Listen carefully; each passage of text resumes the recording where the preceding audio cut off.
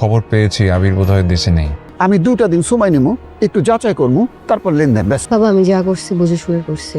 কিন্তু শুধু রোজা রাখলেই হবে না, নামাজও পড়তে হবে। ফাহাদের সব জারিজুরি কি তবে এবার সব শেষ? সায়রা কি শেষ পর্যন্ত ফাহাদকে শীঘ্ররে পাঠিয়েই শান্ত হবে? 35তম পর্বে সায়রার সেই বিধ্বংসী রূপ দেখে কি আপনিও চমকে গেছেন? কিন্তু আসল চমক তো এখনো বাকি। সায়রা ফাহাদকে যে 7 দিনের আলটিমেটাম দিয়েছে, তাতে ফাহাদ কি টাকা ফেরত দিতে পারবে, নাকি মীরাকে নিয়ে চম্পট দেওয়ার চেষ্টা করবে? বন্ধুরা, আজকের এই ভিডিওর শেষ 30 সেকেন্ডে এমন এক আপডেটের কথা বলবো যা শুনলে আপনার গায়ের লোম খাড়া হয়ে যাবে। তাই 1 সেকেন্ডও মিস না করে পুরো ভিডিওটি শেষ পর্যন্ত দেখুন। একদিকে সায়রার রুদ্রমূর্তি, অন্যদিকে মেহেরিন আর সামিরের সেই আবেগঘন মিলন। এই নাটকটি আসলে এখন কোন দিকে মোড় নিচ্ছে?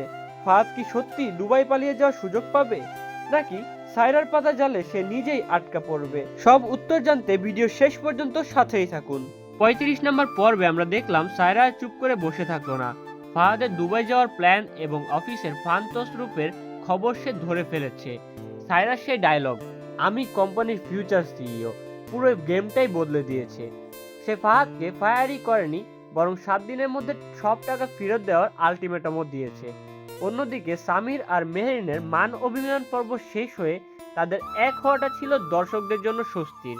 সামিরের সেই আকুতি, মেহেরিন তুমি আমার ঘর, সত্যি মন ছুঁয়ে যাওয়ার মতো ছিল। এখন প্রশ্ন হলো পরবর্তী পর্বে আসলে কি হতে যাচ্ছে? আমাদের গোপন সূত্র বলছে ফাহাদ এত সহজে হার মানার পাত্র নয়। 7 দিনের সময় পেয়ে সে মীরাকে নিয়ে নতুন কোনো চাল চালবে। সম্ভবত সে কোম্পানির টাকা নিয়ে গা ঢাকা দেওয়ার চেষ্টা করবে। কিন্তু সায়রা কি তাকে এত সহজে ছাড়বে?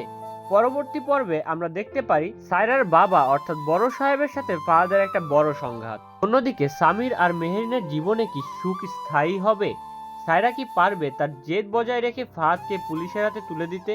যদি ফাহাদ টাকা ফেরত দিতে না পারে, তবে কি মীরা তাকে সাপোর্ট করবে, নাকি সেও তাকে ছেড়ে চলে যাবে?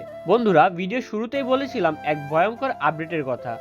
পরবর্তী পর্বে দেখা যেতে পারে ফাহাদ সায়রা কোনো বড় দুর্বলতা নিয়ে তাকে ব্ল্যাকমেল করার চেষ্টা করছে। হ্যাঁ, ফাহাদ হয়তো শেষ পর্যন্ত সায়রার কোনো গোপন তথ্য ফাঁস করে দেবে। আপনার কি মনে হয়, ফাহাদ কি পারবে পালাতে, নাকি সায়রাই জিতবে? এখনই কমেন্ট করে আপনার মতামত জানান। আর ভিডিওটি ভালো লাগলে লাইক দিয়ে শেয়ার করুন। পরবর্তী পর্বের সব ব্রেকিং আপডেট পেতে আমাদের চ্যানেলটি সাবস্ক্রাইব করে বেল আইকনটি চেপে রাখুন। বন্ধুরা, দেখা হবে পরের একটি ভিডিওতে। ততক্ষণ পর্যন্ত ভালো থাকুন, সুস্থ থাকুন। আল্লাহ হাফেজ।